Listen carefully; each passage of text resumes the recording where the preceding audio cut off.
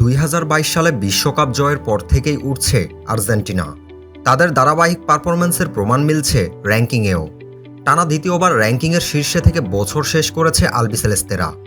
আসছে বছর আন্তর্জাতিক ফুটবলে আর্জেন্টাইনদের ব্যস্ততা থাকবে মূলত 2026 বিশ্বকাপের বাছাই পর্ব নিয়েই।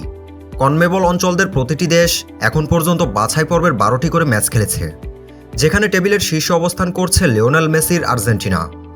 8 জয়, 3 পরাজয় আর 1 ড্রতে তাদের পয়েন্ট 25। টেবিলের 2-এ থাকা উরুগুয়ে আর্জেন্টিনা থেকে 5 পয়েন্ট কম। আগামী 21 মার্চ 2025 রোজ শুক্রবার বছরের প্রথম ম্যাচে আর্জেন্টিনা মুখোমুখি হবে শক্তিশালী উরুগুয়ের বিপক্ষে। এই ম্যাচটিকে কেন্দ্র করে ইতোমধ্যে প্রস্তুতি শুরু করে দিয়েছে লিওনেল স্কালোনির আর্জেন্টিনা। আর্জেন্টিনা এবং উরুগুয়ের এই ম্যাচটিতে থাকবে হাড্ডাহাড্ডি লড়াই। কনমেবল বাছাই পর্বের পয়েন্ট তালিকার শীর্ষ দুই শক্তিশালী দলের ম্যাচটি উপভোগ করতে মুখিয়ে আছে ফুটবল প্রেমীরা। আর্জেন্টিনা বনাম উরুগুয়ের পরিসংখ্যান। আর্জেন্টিনা এবং উরুগুয়ে এখন পর্যন্ত মুখোমুখি হয় মোট 193 ম্যাচে, যেখানে আর্জেন্টিনা জয়লাভ করেছে 90টি ম্যাচে, বিপরীতে উরুগুয়ে জয় পেয়েছে 58টি ম্যাচে এবং মুখোমুখি লড়াইয়ে দুদল ড্র করে 45টি ম্যাচে।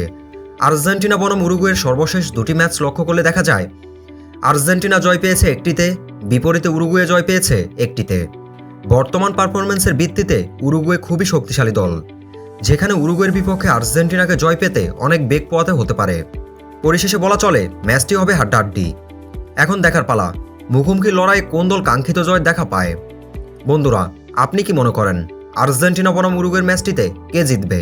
অবশ্যই কমেন্ট করে জানান।